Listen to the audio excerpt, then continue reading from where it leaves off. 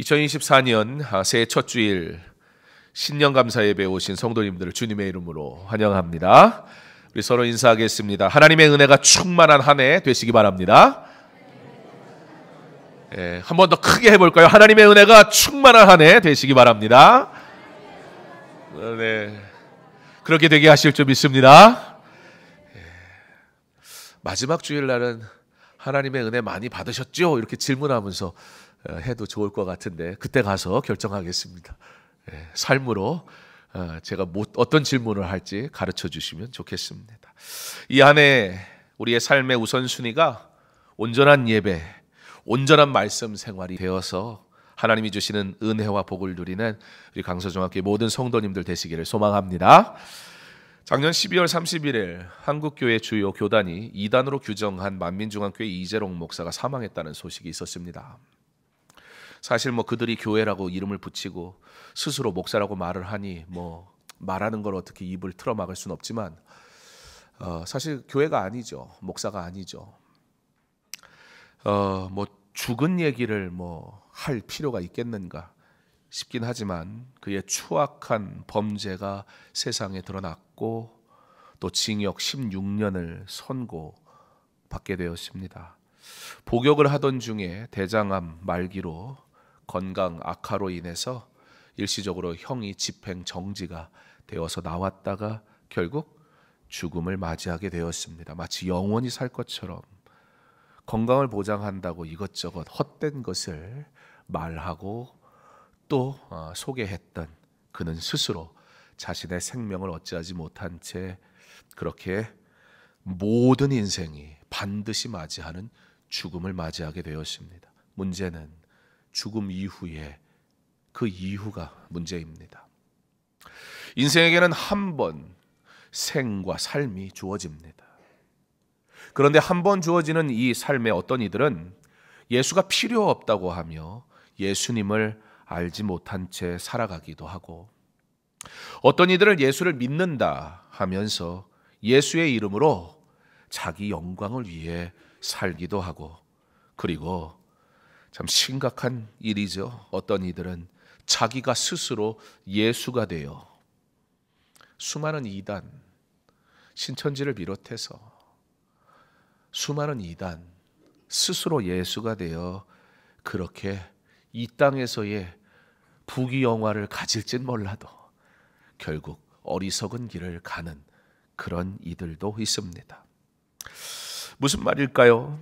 바르고 온전한 복음이 없으면, 바르고 온전한 말씀이 내 삶에 없으면 우리는 원래 죄의 길로, 죽음의 길로 걸어가는 인생이라는 겁니다. 다 자기 뜻대로 살아가더란 말입니다. 심지어 예수 이름 말하면서 말입니다. 지난 3년간 성경 66권의 말씀을 함께 나누었습니다. 이제 그 성경을 마무리했고 이제 2024년도 배운 말씀이 그냥 지식으로 남아있으면 안 되잖아요. 그 말씀이 그러므로 우리에게 어떻게 살라고 말씀하시는지 그 말씀에 담겨져 있는 진리, 의미를 바르게 생각하고 이해하고 적용할 필요가 있기에 바른 말씀에 대한 이해, 온전한 복음으로 사는 삶이 되기를 소망하며 기독교 진리를 이해하기 위한 교리를 여러분들과 함께 말씀을 통해 좀 나누는 한 해가 되었으면 합니다. 자, 오늘 본문 말씀에는 이 교리에 하나님의 말씀, 바른 진리에 대해 왜 알아야 되는가에 대한 이야기를 하고 있습니다. 그리고 그 이야기를 하기 위해 언급하는 단어가 있는데요. 다른 복음이라는 것입니다. 이 다른 복음이라는 말이 계속해서 우리 세 절을 읽었는데 끊임없이 반복되는 것을 보게 되지요. 그런데 바울의 이 표현은요, 바울이 기록한 그 편지들 중에 오직 갈라디아서에서만 나오고 있습니다. 다른 복음, 여러분 다른 복음 하니까 어떤 생각이 드나요? 뭔가 비슷하다라고 생각이 드나요? 그러나 사실 바울은 비슷하다라는 의미로 다른 복음을 얘기하고 있지는 않습니다. 여러분, 우리가 다른 복음이라는 말을 들을 때 만약에 우리가 정말 온전한 복음을 가지고 진리를 지키며 살아가는 성도라면 이 다른 복음이라는 말을 들을 때 굉장히 심각하게 받아들일 필요가 있습니다. 왜냐하면 바울이 지금 굉장히 심각하게 말하고 있거든요. 다른 복음이란 지금 갈라디아 교인들이 바울의 예상과는 전혀 다른 길로 향하고 있다라고 말하고 있는 겁니다. 특별히 예수를 믿고 그 구원의 은혜를 알게 된 이들이 처음 사랑을 받은 지 얼마 지나지 않아서는 지금 그 사랑을 잃어버리고 심지어 얼마나 빠르게 변질되어져 버리는지 바울이 지금 다른 복음이라는 표현을 통해 뭐하고 있냐면 어떻게 이렇게 사랑을 쉽게 잃어버릴 수 있느냐라고 경악하고 있는 것입니다. 이렇게 좀 표현을 하면 좋을 것 같아요. 그럼 좀 우리에게 다가올 것 같은데요. 누군가 나에게, 우리에게 당신은 강서중앙교회를 나오지만 실상은 다른 교회, 즉 자기를 위한 교회를 다니고 있군요 라고 새해 첫 주부터 누가 와가지고 그런다면 오늘 기분이 확 상할 거예요. 내가 예수를 믿는데요, 지금 당신은 자기의 영광을 위한 예수, 즉 다른 예수를 믿고 있군요 라고 만약에 누가 나한테 와서 그렇게 얘기한다면 여러분, 이거 기분 나쁜 얘기 아닙니까? 심각한 얘기잖아요. 이게 무슨 헛소리를 하나. 여러분, 가당키나 합니까? 다른 예수, 다른 복음을 믿는다는 것이요. 그런데 도무지 우리가 이해할 수도 받아들일 수도 없는 이 다른 모습, 다른 복음에 대한 행위가 사실 우리 안에 보여지고는 합니다. 여러분, 구약에서도 자주 나타나는 현상이기도 합니다. 가장 좋은 예를 든자면 애굽의 종살이로부터의 구원. 여러분, 우리가 갈라디아서를 이렇게 쭉 읽어보면요, 1장 후반부에 가서 보면 이 바울이 구약의 선지자들, 바울이 갈라디아서를 통해서 선지자들을 언급하는 모습을 우리가 보게 돼요. 자연스럽게 바울이 복음을 전하는 자의 모습에서 바라보는 삶을 통해 우리로 하여금 구약 시대의 이스라엘 백성의 모습을 지금 떠오르게 한다는 거예요. 그러므로 지금 바울이 어떠한 감정과 어떠한 배경 속에서 지금 다른 복음에 대해 책망하고 있는지를 생각해 볼 필요가 있는데, 그 가운데 가장 우리가 쉽게 그리고 중요한 예를 들을 만한 사건이 있다면 출애굽 사건입니다. 여러분, 430년의 포로 생활 이후에 그들이 하나님 앞에 간절히 기도하면서 하나님이 구원하시기를 그토록 외쳤잖아요. 그리고 그 복음을 기쁘게 받고 하나님이 행하시는 기적, 그 일들을 통해 구원의 은혜를 경험한 그들은 정말 영원토록 하나님을 섬기며 살 것만 같았었습니다. 그러나 그들이 조금의 문제 앞에, 조금의 고난 앞에 얼마나 빠르게 변질되고 있나요? 이스라엘 백성들이 유일하신 하나님을 향한 충성에서 그들이 금송아지를 만들기까지의 변화의 과정이 얼마나 빠르던지 이것을 목격한 모세가 경악을 합니다. 그게 지금 바울의 모습이라는 거예요. 다른 복음에 대한 이야기가 바로 그런 배경과 감정과 분위기 속에 있다라는 겁니다. 갈라디아 교인들이, 여러분, 누구나 처음 예수를 믿었을 때 여러분 어떠했습니까? 뭐 다른 거 대단하게 생각할 거 없습니다. 여러분이 처음 예수를 만나고 예수를 인격적으로 만나고 하나님의 은혜를 경험하고 예배의 감격을 누리던 우리의 삶은 이 예배와 주를 위해 어떠한 삶을 살겠다고 결단했었습니까? 지금 어떠합니까? 여전히 그 감동과 감격 속에 있습니까? 갈라디아 교인들이 얼마나 빨리 변절을 했는지 바울이 충격을 받은 거예요. 다른 복음은 어떻게 보면 유사해 보입니다. 비슷해 보인단 말입니다. 그래서 스스로 지금 복음을 따라가고 있다고 착각하게 만듭니다. 여러분, 관역에서 벗어난 화살이라는 이야기를 들어보신 적 있으시지요? 화살이 활시위를 떠나고 날아갑니다. 그런데요, 화살이 그 활시위를 떠나서 그리고 관역을 향해 날아가는 그 모든 순간 그 화살을 바라보는 우리는 어떠합니까? 다른 곳으로 간다고 상상도 안 합니다. 생각도 안 한단 말이지요. 그러면 우리는 언제 알게 될까요? 결국에는 그 끝을 통해 알게 될 겁니다. 열매를 통해 알게 될 것입니다. 이재록이 아무리 대단한 일을 해도, 이만희가 아무리 대단한 일을 해도, 통일교가 아무리 세계 평화를 위해 축구대회를 열고 별짓을 다 해도 세상이 볼 때는 그들의 종교성이 괜찮아 보이잖아요. 세상이 볼 때는 아이고야, 내가 그래도 교회 다니는 기독교인보다 사이비 이단 믿는 사람들이 삶은 더 깨끗하더라. 세상은 그렇게 말할지도 모르죠. 그러나 그들이 이 땅에서 평화를 말한다고 그들이 천국에 임하는 것은 아닙니다. 화살이 그 관역에 꽂혀야 하는 순간 엉뚱한 곳에 가 있을 때 우리는 비로소 안다는 것이죠. 아, 처음 시작부터 잘못됐구나. 열심히 관역을 향해 날아가긴 했지만 그러나 엉뚱한 데 가고 있었구나. 아무리 유사하고 보기에는 바르게 가는 것 같아도 관역에 가까워지는 순간, 그리고 그 결과를 보게 되는 그때 그 화살이 날아온 방향뿐만 아니라 그 시작부터 이미 관역으로부터 떠난 상태였다는 사실을 비로소 깨닫는단 말입니다.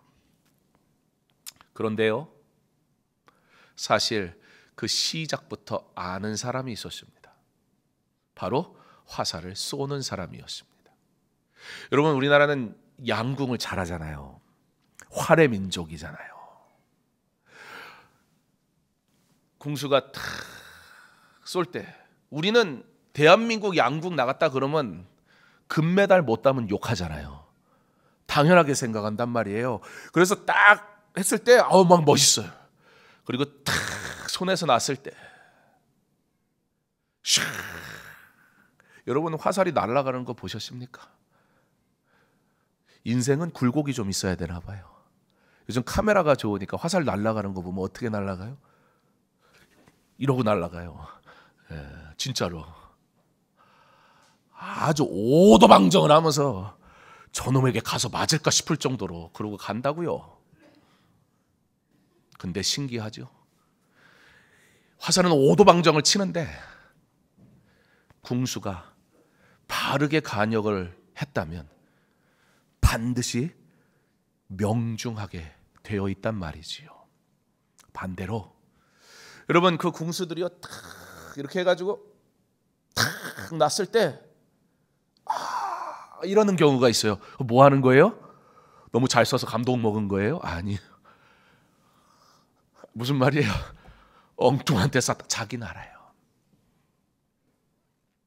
모르고 짓는 죄도 있기는 하겠지만 사실 예수를 믿는 우리, 하나님의 말씀으로부터 벗어나 있다는 사실을 알면서 그 길을 가지 않던가요? 다른 복음, 우리는 예외일까요? 신약 성경에 이 헬라어에 보면 하마르티아라는 단어가 나옵니다. 하마르티아를 번역하면 죄라는 뜻입니다. 그런데 이 하마르티아라는 것은요, 영어로 하면 off target 이란 뜻이에요. off. 여러분, 스위치 on 하면 켜는 거죠. off 하면 끄는 거죠. 비껴났다는 얘기예요. 잘못됐다는 얘기예요. off, 뭐가요? 타겟이 잘못됐다. 그게 하마르티아. 그게 죄라는 거예요. 죄는 시작부터 다른 길로 가고 있다는 뜻입니다. 죄는 하나님을 향해 정조준되어야 있어야 할 인간의 중심이 하나님을 떠난 상태. 바울은 이것을 오늘 뭐라고 표현하냐? 다른 복음이다. 그렇게 표현합니다.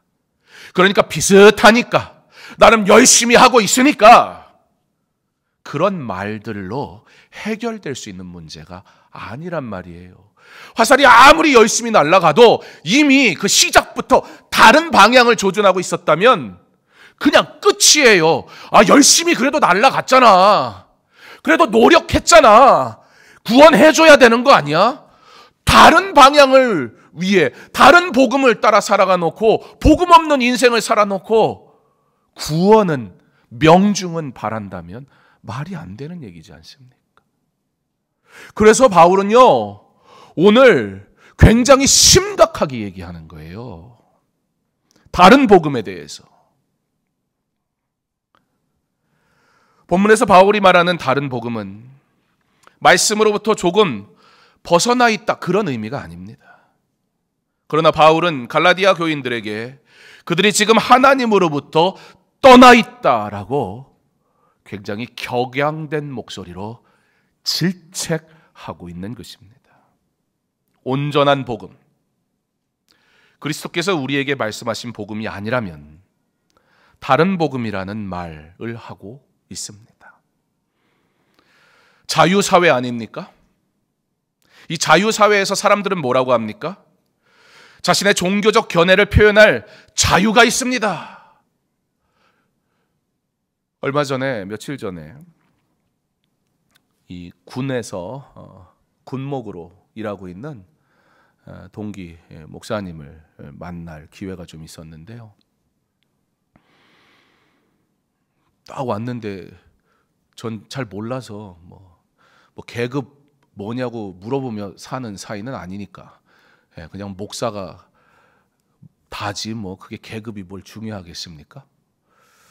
그래서 왔는데 무궁화 2개 딱 달고 왔더라고요. 중령이에요. 그러니까 군인 중에는 군 제일 올라갈 수 있는 계급이 대령 무궁화 3개거든요. 2개 달았어요. 근데 전군에서 군목 말고 전군에서 특별히 뽑아가지고 군사훈련 미국으로 보내는 그 프로그램에 참여하는 프로그램이 있는데 군목인데 뽑혀서 갔다 왔어요. 그러니까 굉장히 유능한 친구인데 군대에서 복음 전하기가 너무 어렵다는 거예요. 목사한테 종교를 강요하지 말라고 그런대요. 그럼 목사 뭐 하라는 거예요? 그저 애들 타령하지 않고 실수하지 않고 사고치지 않게 마음 달래주라는 거예요. 이게 다른 복음이라고요. 복음이 사유화되고 복음이 선택되어지고 복음이 인간을 위해 존재하는 도구가 되는 것. 우리의 신앙생활이 그럴 수 있더란 말입니다. 여러분, 자유사회에서 사람들은 자신의 종교적 견해를 표현할 자유가 있는 건 맞습니다. 그러나 여기서 우리가 한 가지 꼭 기억해야 합니다. 여러분, 그들이 종교의 자유를 얘기할 때 가서 막 맞서 싸우지 마세요. 자기 생각이 있는 사람은 아무리 얘기해봐야 들으려고 하질 않습니다. 설득해야 돼요. 사랑해야 돼요. 그들에게 이야기하십시오. 예수를 믿지 않는 건 당신의 자유일 수 있지만 그 자유가 반드시 진리이지는 않다는 사실은 기억하십시오. 여러분, 물에 빠져 허우적대는 사람이 구조를 살려주세요 라고 사실 다 말하겠지만 죽여주세요 뭐 하는 건 자기 자유잖아요. 나 죽게 내버려 두세요 하는 건 자유라고요. 그러나 그 결과는 그러면 어찌 되겠습니까? 구조를 바꾸는 싶은데 이런 구조 말고 예수 말고 다른 걸로 구원해달래요. 그건 자기 선택이에요. 자기 자유예요. 그러나 여러분, 다른 방식의 구조를 받겠다고 예수라는 구조를 받지 않겠다고 거절했을 때 당하게 되는 죽음은 누구의 책임입니까? 사랑이 없다 말하겠습니까? 그러므로 오직 예수 그리스도를 믿는 믿음으로 구원을 얻는다는 이 진리는 사람들이 거부한다고 하여 전하는 것을 멈출 수 없는 진리여야만 합니다. 복음을 거부하고 각자 다른 노력을 하는 것은 자유이겠지만 나중에 가서 그것이 구원과 아무 상관없는 자기의 자기 열심이었다는 것을, 헛된 것이었다는 것에 그들이 아무리 분노하고 원망해도 돌이킬 수가 없단 말이죠. 그래서 바울은 실제 갈라디아 교인들을 향해 일어났던 일인 한 사건에 대해서 말하면서 다른 복음을 얘기합니다. 놀랍게도 여기서 다른 복음을 얘기하는 첫 번째 대상이 누구였냐? 유대인 그리스도인이었습니다. 그리스도인이었다고요. 유대인 그리스도인. 여러분, 어떤 문제가 있었냐면요, 이 서신서에 보면요, 바울은 계속해서 나의 사도된 것은 이란 말을 계속해요. 그러니까 듣다 보면 바울이 자꾸 변명하는 것처럼 들려요. 바울의 사도권에 대해서 심각하게 의심했거든요. 그래서 예수님의 제자 가운데 사도인 것을 인정하는 데는 문제가 없었습니다. 그런데 바울은 예수의 제자냐? 이게 문제가 됐어요. 자, 그렇게 되다 보니까 어떤 문제가 생겨요? 바울이 사도권을 인정받지 못하면 바울을 통해서 복음을 받은 수많은 이방 교회들은 다 문제가 발생하게 됩니다. 그럼 우리가 받은 복음은 무엇이냐? 이렇게 된다는 거죠. 그리고 실제 이 유대인 그리스도인들이 와가지고 뭘 하냐면 율법의 행위와 할례를 요구하기 시작합니다. 너 그리스도인 그래 좋아. 그런데 할례 받았어? 너 율법을 지키고 있어? 이것에 대해서 지금 바울이 뭐라고 하냐면 다른 복음, 그리스도가 주신 복음 외에는, 십자가의 구원 외에는 어떤 공로도 어떠한 열심도 스스로 구원할 수 없는, 주님이 가르쳐 주신 복음 외에 왜 헛된 것, 다른 것을 가르치느냐라고 책망하고 있단 말입니다. 어떻게 끝나냐면 저주를 받는다고요. 이렇게 끝나고 있어요. 갈라디아 교인, 즉 이방인 그리스도인들에게 구원을 위한 그 믿음 외에 유대인들이 자랑했던 율법의 행위와 할례를 강조하는 유대인 그리스도인들에 대해 바울이 책망합니다. 그들은 자신들에게 이미 존재하는, 어쩌면 우리 안에 있는 것일지도 모르겠습니다. 나의 오래된 신앙, 어쩌면 그것이 나의 자랑과 의의가 되어 다른 복음으로 가려고 꿈틀댈지도 모릅니다. 그들은 자신들에게 이미 존재하는 유대 공동체의 삶에 예수를 단지 덧붙이기만 한 다른 종류의 유대교를 만들어 가고 있었습니다.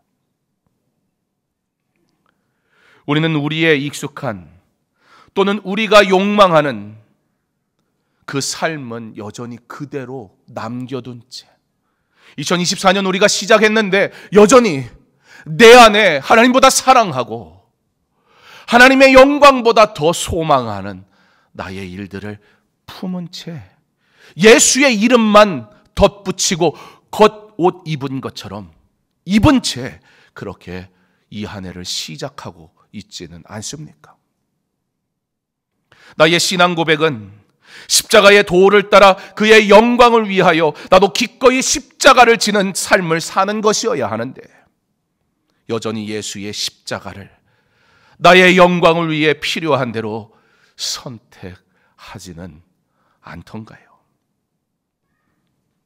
오직 그리스도께서 우리에게 가르쳐 주신 복음 외에는 다른 복음이 없는 것을 믿으시기 바랍니다. 그러므로 이 복음은 변질시키는 자들로부터 지켜야 하며 이 복음을 믿는 자들에게 전해야 하는 것입니다.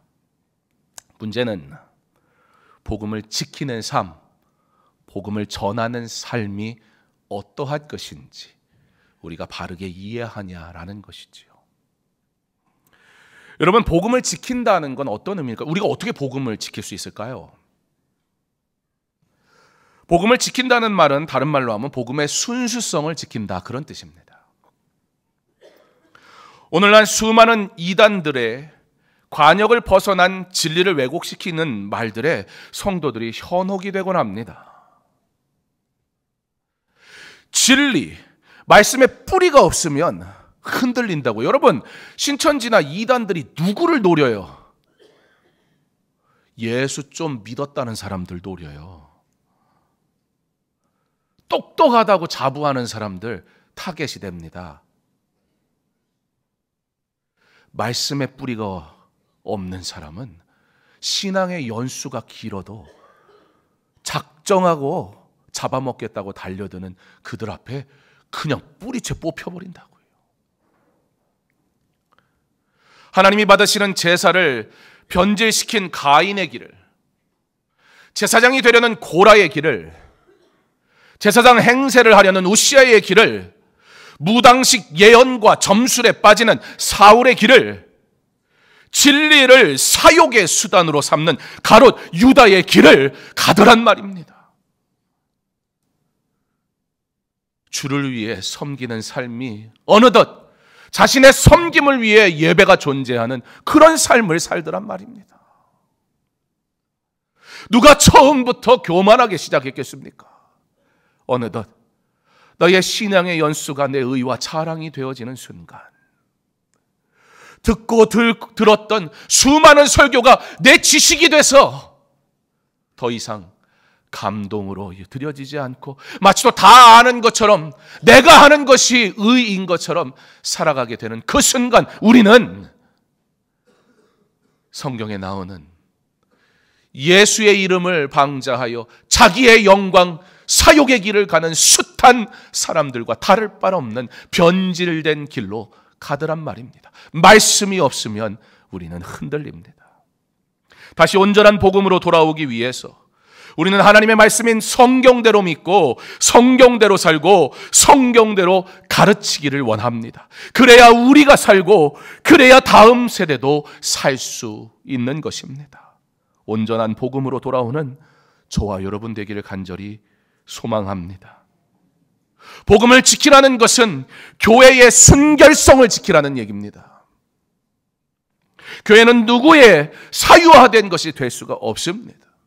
교회는 우리가 생각하는 전통이 진리가 되는 것이 아니라 하나님의 말씀이 진리가 되어야 하는 것입니다.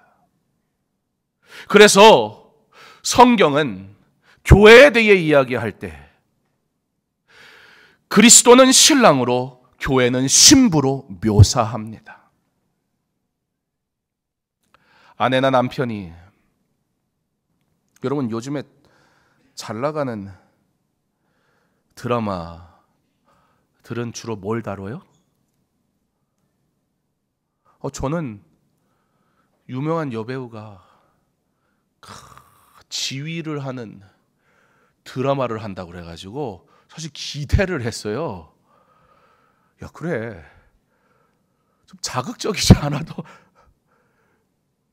충분히 일상에서 우리에게 주어진 것으로 감동이 있는 그런 드라마도 있어야. 에이, 봤어요. 제가 그래서 보다가 이게 뭐 하는 짓이야. 갑자기 당황하시는 분들이 계시는데 막 다음 회가 궁금하고 막. 여러분, 만약에 아내와 남편이 내가 당신을 사랑해, 그러나 나는 저 여인이 너무 사랑스러워, 이러면 어떻게 해야 돼요? 가만두면 어떻게 그걸 가만둡니까? 그게 정상입니까? 당장 끊어버려야죠. 그죠? 마음이 허한가 보다, 내가 더 잘해주지 못해서 그런가 보다. 근데요, 착한 사람들이 더 자기가 상처받아요. 내 잘못이라고. 아니, 그 사람 잘못이에요. 뭘 내 잘못이에요. 여러분, 뭐 대단한 설명을 하지 않아도 우린 상식적으로 압니다. 그런 짓은 하면 안 된다는 거.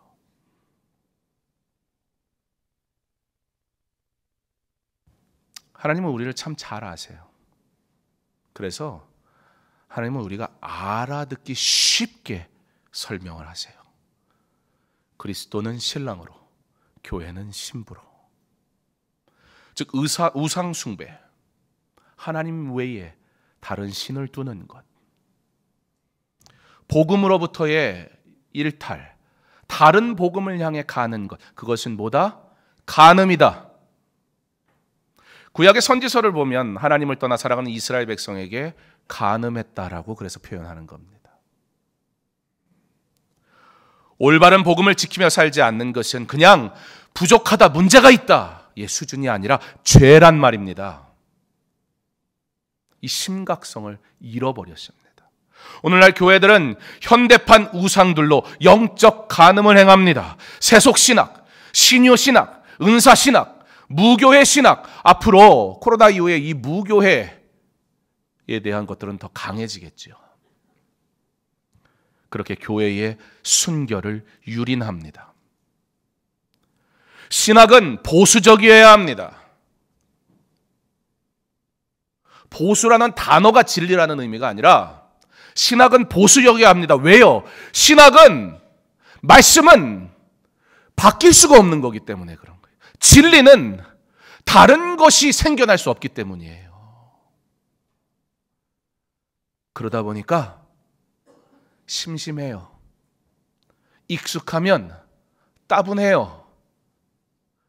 심지어 강요하는 것 같아 어려워요. 그런 그 옆에서 멋진 신학, 화려한 신학, 자극적인 신학을 보여주면 와, 있어 보이는 거예요. 이단들이 교회에서 안 가르쳐주는 거 가르쳐준다고 그러잖아요. 그러니까 교회에서 안 가르쳐주는 거면 안 배워야죠. 교회에서 안 가르쳐주는 걸 왜 배우러 갑니까? 여러분 조금만 상식적으로 생각하면 그걸 왜 배웁니까? 너무 바보 같지 않습니까? 그런데 흔들린다는 거예요. 왜요? 믿음의 말씀에 뿌리가 없으니까. 신앙생활은 말씀 생활이어야 되는데 뭔가 내가 막 섬기고 뭔가 하는 게 신앙생활이 돼버린 사람들은 흔들리기, 상처받기 쉽상입니다. 기억하십시오. 진리는 변하지 않습니다. 진리는 온전함으로 지켜야 하는 것입니다. 이와 같이 복음은 지켜야 하는 것입니다. 그런데요, 여러분, 이 복음은요, 지켜야 하는 것인가 동시에 반드시 전해야 하는 것입니다. 여러분, 복음을 지키는 데에는 우리가 보수적이어야 되는데요. 그래서 복음을 전해야 되는 데는 적극적이고 진보적이어야 해요. 보수가 좋고 진보가 좋은 게 아니라 말씀이 좋아야 되고 복음이 좋아야 된다고요. 복음을 적극적으로 전하려면 어떻게 해야 돼요? 우리가 전하는 복음이 진짜여야 되잖아요. 그래서 이 복음을 지키는 게 우선이 돼야 된다고요. 바른 말씀 생활, 바른 예배 생활이 되지 않은 사람의 섬김은 화려할 수는 있지만 아무것도 아닌 게 돼버리는 거예요. 반대로 보수적이기만 한 사람은 특징이 있어요. 보수적인 사람들의 특징이, 물론 모든 분들은 아닙니다. 어떤 모습, 전도를 잘 못해요. 또 기분 나빠하지 마시고요. 혹시 난 보수적이면 전도를 잘한다. 그러면 잘하고 계신 거예요. 왜냐하면 신앙은 보수적이면서 진보적이어야 되거든요. 진리는 보수적이에요. 지켜야 되는 거예요. 이거는 뭐 힘들다고 이렇게 할까 저렇게 할까 변제시키면 안 되는 거예요. 그 터 위에, 굳건한 터 위에서 하나님이 주시는 자유함을 누려야 된다고요. 율법에 얽매여 이러지도 저러지도 못하고 뭔가 내 의와 나의 행위로 구원을 얻으려고 하는 우리만의 복음을 만드는 행위는 버려야 돼요. 복음을 지키기만 하는 사람, 그런 교회들은 생기도 없고 성장도 하지 않습니다. 바라기는 복음을 지키는 것과 전하는 것, 이 두 가지 균형을 잘 이루는 강서중앙교회 되게 하시길 간절히 소망합니다. 사랑하는 성도 여러분, 하나님의 말씀은 목숨을 걸고 지키십시오. 그리고 하나님의 말씀을 전하는 삶은 장소를 구별하지 말고 어디에서나 하나님의 능력을 의지하여 즐거이 전하십시오. 이렇게 사는 것이 행복한 성도의 삶입니다. 이와 같이 모든 그리스도인들은 복음을 지키는 데에는 보수적이어야 하고 복음을 전하는 데에는 진보적이어야 합니다. 그런데 안타깝게도 정반대의 길을 가고 있는 것만 같습니다. 진리, 이 진리의 말씀은 사실 불편합니다. 진리의 말씀은 지키기가 힘듭니다. 그래서 조금 쉽게 하면 안 될까요? 조금 편하게 하면 안 될까요? 조금 내가 할 수 있는 만큼만 하면 안 될까요?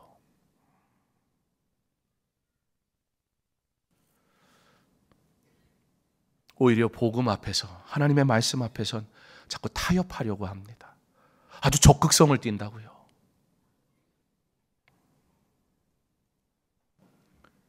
그러면 진리의 말씀을 전하는 데는 어떠합니까?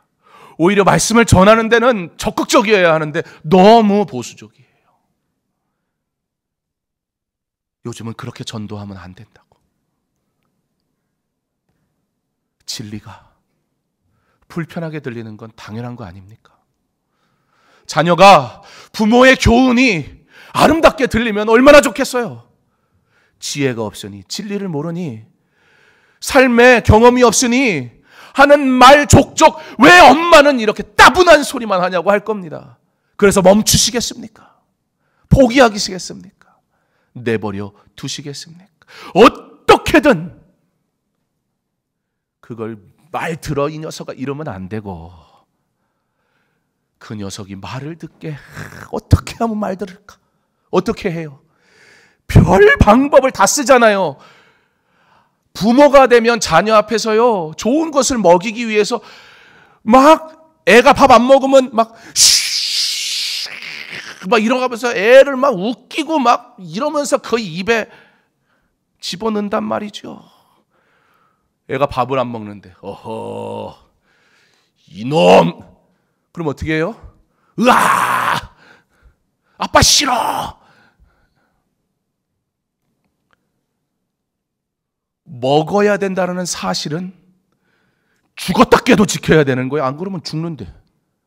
그러나 먹이는 방법은 그 영혼의 연약함을 돌아보며 그 성도의 신앙의 상황과 수준을 돌아보며 지혜롭게 품어줘야 되는 거예요. 너무 보수적이면 안 됩니다. 너무 진보적이기만 해도 안 됩니다. 하나님의 진리의 말씀은 지키십시오. 그리고 그 말씀 위에 하나님의 말씀을 증거하는 삶에서는 그가 주시는 은혜 가운데 진정한 자유를 누리며 살아가시기를 부탁을 드립니다. 2024년 어떠한 복음을 가지고 사시겠습니까? 다른 복음, 비슷해 보이는 그 복음의 행위들을 내려놓고 온전한 복음, 화살이 떠나기 전부터 이미 정해져 있다고요. 날아가는 과정, 손에 놓는 이 모든 과정이 비슷하다 하여 가겠지 아니라고요. 처음부터 이미 다른 관역으로 갈지 명중을 할지는 처음부터 정해져 있다고요. 복음을 붙드시기 바랍니다. 말씀을 붙드시기 바랍니다. 2024년 하나님의 말씀 위에 온전히 서서 그 말씀이 주시는 참된 유익을 가지고 세상을 향하여 즐거이 복음을 전하는 삶을 살아 성령 충만하여 주께서 나를 통해 일하심을 경험하고 그렇게 하나님의 영광을 드러내며 살아가는 다른 복음이 아니라 바른 복음 가지고 주의 은혜 가운데 놀라운 은혜를 누리며 살아가는 저와 여러분의 은혜의 한 해 삶이 되게 하시기를 주님의 이름으로 축원합니다.